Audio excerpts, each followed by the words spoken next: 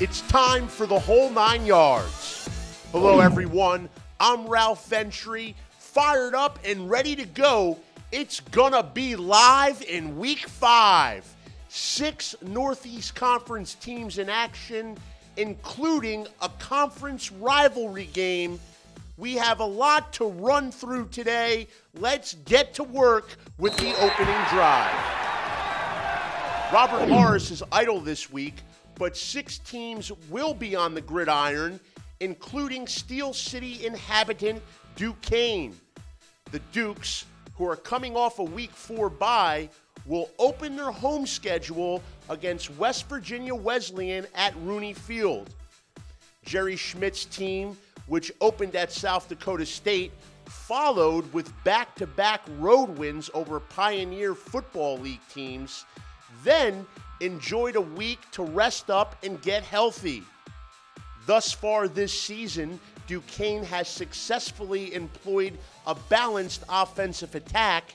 Exactly half of the Dukes' first downs have come throwing the football, while the other 30 came on running plays.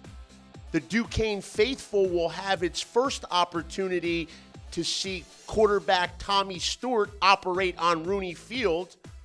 The transfer from Boise State threw at least 2 touchdown passes in each of his first 3 road starts. The Dukes are well rested, they're 2-1, and they're happy to be home. We'll talk a little more about that later on in the show. Now let's turn our attention to Bryant. The Bulldogs are riding high after a record offensive performance propelled them to a Week 4 win over Patriot League member Fordham. The Bulldogs ran 90 offensive plays, putting up more than 600 yards of offense, a single-game program record. Quarterback Price Wilson ranks 3rd amongst FCS national leaders in passing yards. Meanwhile, the Bulldogs' run game received a boost last time out, as freshman Isaac McCray had a breakthrough performance against Fordham. The rookie rusher totaled 175 yards from scrimmage and scored 2 touchdowns. Replicating that performance will certainly be a difficult task in Week 5 as the Bulldogs face an FCS powerhouse in CAA member New Hampshire. The Wildcats will look to remain unbeaten at home. New Hampshire won its first 2 home games of the season, including a 24-23 victory over Maine, a team that handled Bryant in Week 2. It's another road test for Bryant, another step up in class. You can see how James Perry's Bulldogs respond by watching this one live on ESPN3 Saturday night. Moving down to Staten Island, Grimes Hill, it'll be the site of the first ever meeting between the Wagner Seahawks and the Lehigh Mountain Hawks. These 2 campuses are separated by just about 90 miles, but Lehigh is one of only 2 Patriot League teams that Wagner has yet to face. Wagner's defense should have its hands full with a Lehigh team that has scored no fewer than 27 points in any of the season's first 4 games. Last week, the Mountain Hawks put up 47 points in a crazy 65-47 shootout loss to Ivy League member Penn. While the Mountain Hawks have moved the ball with ease this season, its defense has struggled to stop the run. Lehigh opponents are averaging 7.4 yards per carry. That could be good news for Wagner and running back Ryan Foles. In the last 2 games, Foles has a combined 214 yards and 3 touchdowns. They are 2 hungry teams, and they'll be clawing for a victory. You can watch it live on NEC Front Row. Defending NEC champion St. Francis comes off its Week 4 bye to kick off a grueling 4-game road swing. The Red Flash face some premium competition right off the bat, traveling to Lynchburg, Virginia to face Liberty, a team transitioning into the FBS ranks. The Flames, who will also face Duquesne later on in the season, are well past the FCS maximum of 63 scholarships. The Red Flash defense will put an impressive streak on the line at Liberty. SFU has yet to allow a passing touchdown this year. In fact, the Red Flash have allowed only one touchdown in 3 games. Its red zone defense has been superb. Opponents have made 10 trips inside the SFU 20, but they've come away with only 1 touchdown. While the Flash have featured a stingy pass defense, they've had little trouble moving the ball through the air on offense. First-year starting quarterback Bear Fenimore has 8 touchdown passes through his first 3 starts and is averaging more than 9 yards per pass attempt. Facing a prime opponent on the road is a prime opportunity for St. Francis to possibly steal some national headlines. And now for our NEC Game of the Week on ESPN3. It's a CT rivalry game, and it's the conference opener for both Sacred Heart and Central Connecticut. It's the 20th time these two teams will clash on the gridiron. CCSU has an 11-8 series lead. The Blue Devils have been the victors in each of the past 2 meetings. Last year, these two teams played a thriller in New Britain. Sacred Heart took a late lead, only to watch CCSU kicker Ed Groth nail the game winner at the gun. There were 72 points scored in that one, and we may be looking at another high-scoring affair this Saturday in Fairfield. Central Connecticut put up 57 points in its Week 4 win over Walsh. That's the team's highest single-game scoring output since the 2006 season. Sacred Heart, which lost in heartbreaking fashion on a last-second field goal at Bucknell, scored 31 points on the road against the Patriot League foe. The Pioneers have eclipsed the 30-point mark in 3 of their first 4 games this season.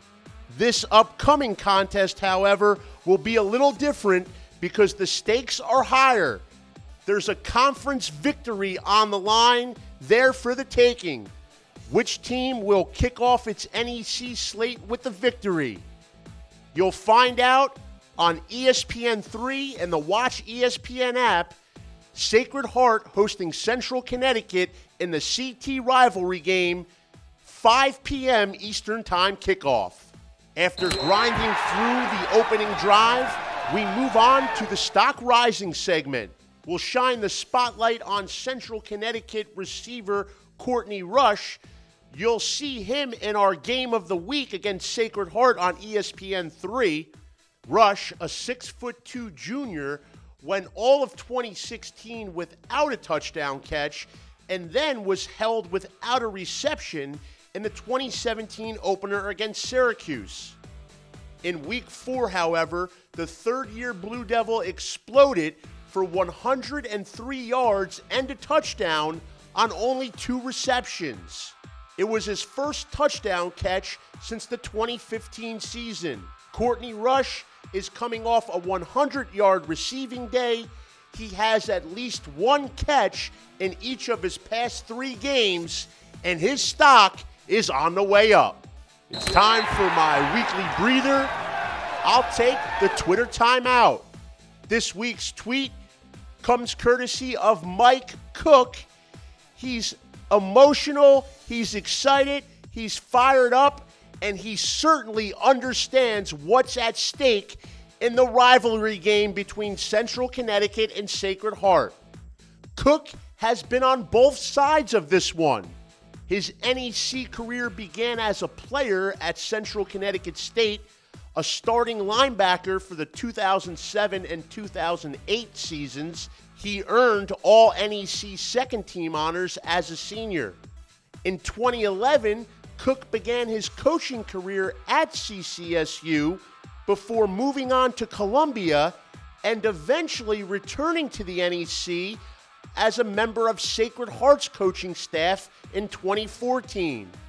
This past offseason, the former All-League linebacker received a promotion to become Sacred Heart's defensive coordinator. This week, he'll have a chance to call the defense against his alma mater. You can see Coach Cook and the Pioneers in action, ESPN 3, 5 p.m. Eastern. Hut, for two, hut, Omaha, Omaha.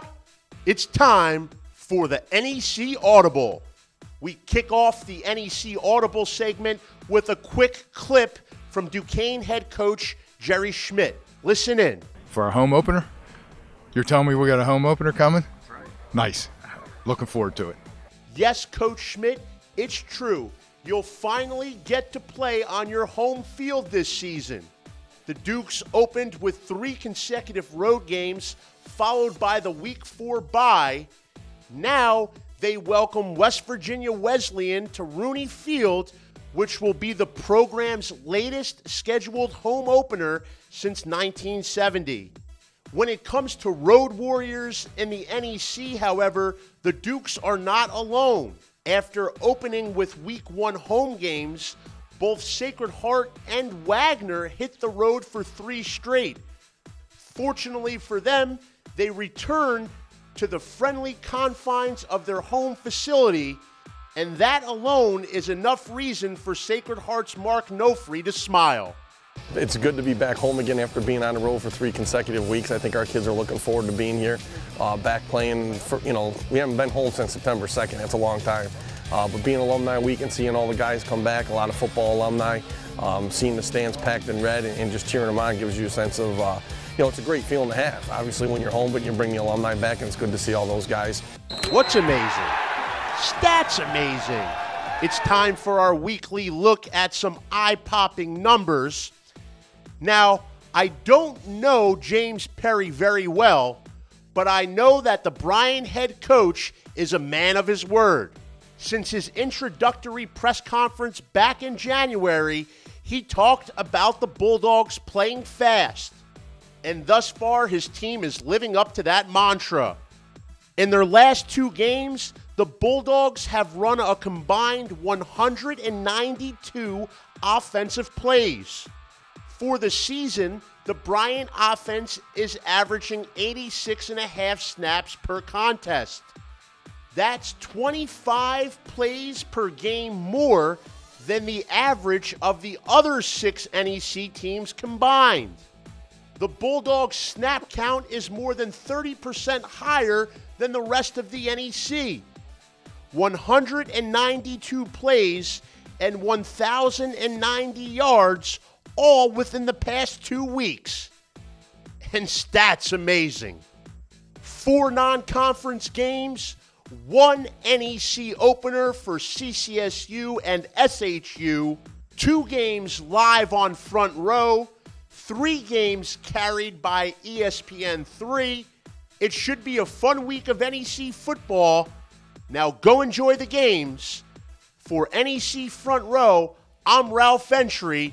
This is the whole 9 yards. We'll do it again next week.